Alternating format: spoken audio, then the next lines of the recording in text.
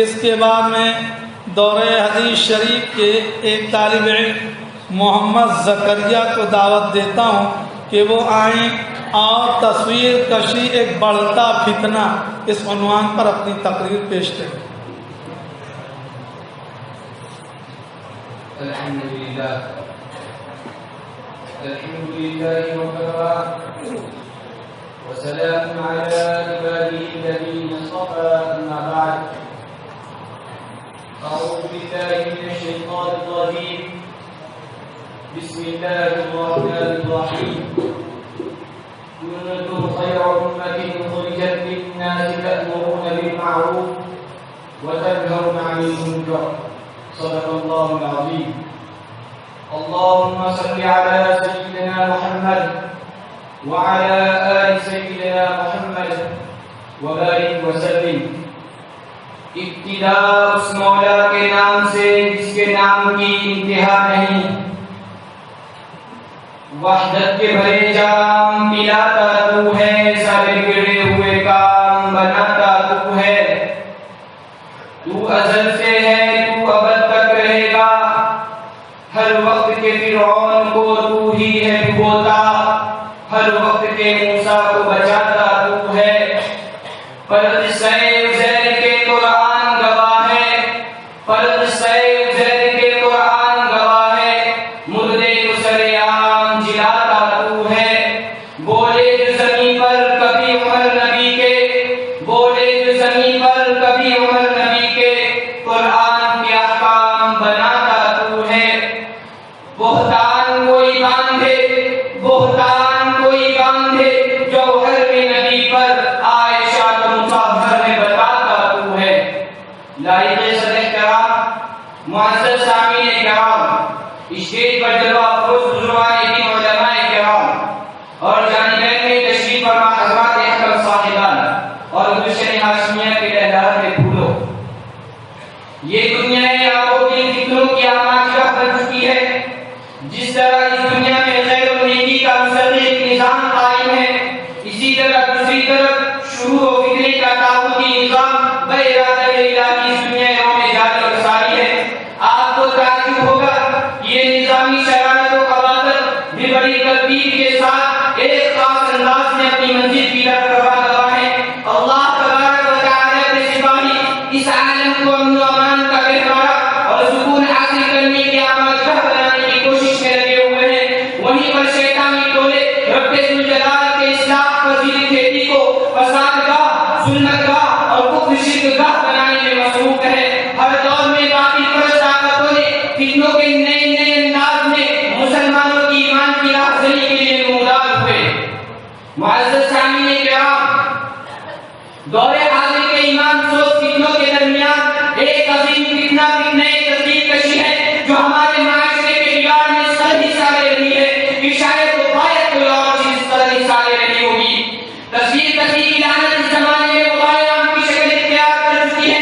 دیواریں سنبھلنے سے لے کر کچی دیوار تک ملک کے در و دیوار تصاویر سے اٹے ہوئے ہیں۔ مکان ہو یا مکان، ریلوے اسٹیشن ہو یا بس اسٹینڈ، ہوائی جہاز کا سفر ہو یا سمندری کشتی کا، ذاتی گاڑی ہو یا پبلک ٹرانسپورٹ، بچوں کا لباس ہو یا بڑے دھوکہ، معاف کیجیے گا دینی مجالس ہو یا سیاسی پروگرام، دینی مجالس ہو یا سیاسی پروگرام، اسکول اور کالج ہو یا مدارس اسلامیہ، ہر جگہ کسی کسی کا فتنہ پھیل چکا ہے۔ بخاری اور مسلم شریف کی روایت ہے، ابو طلحہ رضی اللہ تعالی عنہ فرماتے ہیں کہ اللہ کے نبی کریم صلی اللہ علیہ وسلم نے فرمایا کہ فرشتے اس گھر میں داخل نہیں ہوتے جس گھر میں کتا اور تصویر ہو، لیکن افسوس کے ساتھ کہنا پڑتا ہے کہ ہمارے آج ہمارے روزمرہ کی کرنے والی چیزوں میں تصویر کو ایسا چسکا کیا گیا ہے کہ اخبار کے گوشے گوشے میں تصویر، فرنیچر میں تصویر، کیلنڈر میں تصویر، گھڑی میں تصویر، ٹوتھ برش اور ٹوالٹ میں تصویر، حد تو یہ ہو گیا ہے کہ ٹوالٹ برش میں بھی تصویر۔ مسلمانوں، ہمارے بچوں کو تصویر کا اس قدر عادی بنایا جا رہا ہے کہ اسکول بیگ اور اسکول بک میں تصویر، قلم اور کاپی میں تصویر، پینسل اور ربڑ میں تصویر، ٹی شرٹ اور ہینڈ کاپی میں تصویر، ٹفن باکس میں تصویر۔ اور فرض یہ ہے کہ تصویر کو اتنا عام کیا گیا، اتنا عام کیا گیا کہ مسلمانوں کی دلوں سے تصویر کے لوحات کو نکل گئی۔ حالانکہ حدیث مبارکہ کے اندر اس کی بڑی سخت واضح ہوئی ہے۔ ابن عباس رضی اللہ تعالی عنہ فرماتے ہیں کہ اللہ کے نبی کریم صلی اللہ علیہ وسلم نے فرمایا کل مصور فی النار یجعل لكل سورة صورها نفسا فيعذبه في جہنم. اللہ کے نبی کریم صلی اللہ علیہ وسلم فرماتے ہیں کہ ہر مصور جہنمی ہے اور اس کے بنائے ہوئے ہر تصویر کے بدلے میں ایک نفس ہوگا جو اسے قیامت میں عذاب کیا جائے گا.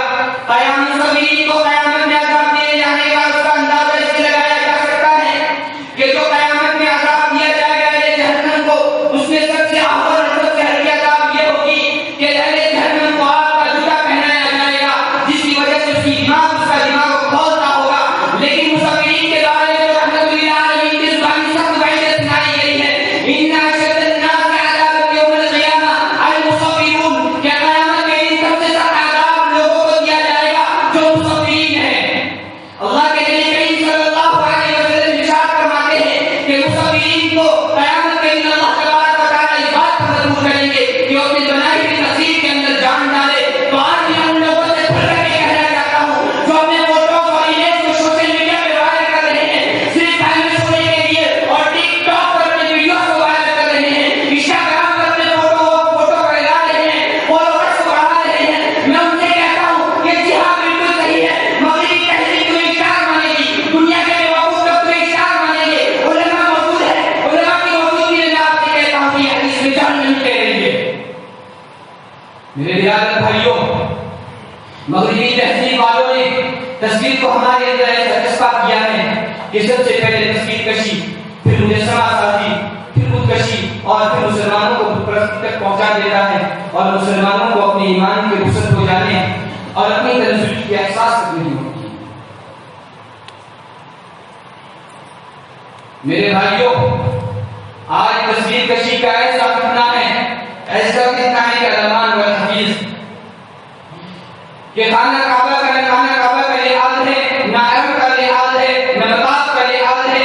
اگر کسی کو پوچھا جائے تو آپ کہاں سے آئے ہو تو ہمارے ہیں سے ارے کس فرقے سے مان لے ارے ہم خانہ کعبہ کے سامنے کھڑے ہو کر کے تصویر لے رہے ہیں. خانہ کعبہ کے سامنے کھڑے ہو کر کے تصویر لینے کو عبادت کا معیار سمجھ رہے ہیں. طواف کے وقت تصویر لے رہے ہیں اس کو عبادت کا معیار سمجھ رہے ہیں. صفا مروا کے دوران تصویر لینے کو عبادت کا معیار سمجھ رہے ہیں. مینا کے وقت تصویر لینے کو عبادت کا معیار سمجھ رہے ہیں. بس یہ ہے کہ ہر دور میں ہر جگہ سے پھیل چکا ہے. عجب فرض ہے عادت میں خود نمائی عجب فرض ہے عادت میں خود نمائی عبادت میں سیلفی تلاوت میں سیلفی. ریا کیا چیز ہے ہم سے کوئی نہ پوچھے ریا کیا چیز ہے ہم سے کوئی نہ پوچھے. صحابت میں سیلفی عیادت میں سیلفی. کل کو خدا کے سامنے ہونی ہے حاضری کل کو خدا کے سامنے ہونی ہے حاضری کہیں ہمیں پھنسا نہ دے قیامت میں سیلفی. معزز سامعین کرام آج بہت سے لوگ اپنے بزرگان دین اور اسلاف کی تصویروں کو فخر کے ساتھ برکت کے طور پر رکھتے ہیں. میں ان سے پوچھتا ہوں یہ کیسی برکت. ارے ان اکابرین اور اسلاف کی تصاویر کو اپنے موبائل میں رکھے ہوئے ہیں جو اپنی زندگی بھر تصویر کے خلاف آگے کی دیوار پر کرتے رہے ہیں. ارے مرحوم علماء کرام کی تو بات جانے دیجیے. ارے وہ علماء کرام کو بھی نہیں چھوڑ رہے جو یہ حیات ہے وہ آپ کے سامنے منت و سماجت کر رہے ہیں. بھائی میری تصویر نہ دو کتابوں میں لکھ رہے ہیں ہاتھ جوڑ رہے ہیں کہ میری تصویر نہ دو لیکن کون سنتا ہے. ہمارے سر پر تصویر کا بھوت سوار ہے. ہم ان کی علماء کی کیا بات سنیں کہ ہم اللہ کے احکام کو نہیں سنتے حضور کے فرمان کو نہیں سنتے تو ہم علماء کی آواز کو کیسے سنیں. میرے ہم سفر ساتھیوں آج سے ہم تحیہ کریں کہ ہم سب سے پہلے تصویر کشی سے کنارہ کشی اختیار کریں گے. اس کے بعد اپنے گھر والوں کو اور پھر ان لوگوں کا ساتھ دیں گے جو تصویر کشی کے خلاف آواز اٹھا رہے ہیں جو کسی بھی طرح کی تصویر کشی کے خلاف کھڑے ہیں. ہم ان کا ساتھ دیں گے انشاءاللہ تبارک و تعالی. اللہ تبارک و تعالی پھر وہ دور لے کے آئے گا جو دور سے پہلے اللہ کے نبی کریم صلی اللہ علیہ وسلم کے زمانے میں تھا. یہ تصویر کشی سے بالکل نفرت ہو چکی تھی. اللہ تبارک و تعالی ہمیں کئی سنی باتوں پر عمل کرنے کی توفیق عطا فرمائے. میں اپنی تقریر کو شعر کے ساتھ ختم کر رہا ہوں. اے ظالم اب بھی وقت ہے کر لے توبہ اے ظالم اب بھی وقت ہے کر لے توبہ. وہ گیا ہوا نہیں جو مل کر سمجھ گیا. وآخر دعوانا الحمدللہ رب العالمین. السلام علیکم ورحمۃ اللہ. ماشاء اللہ.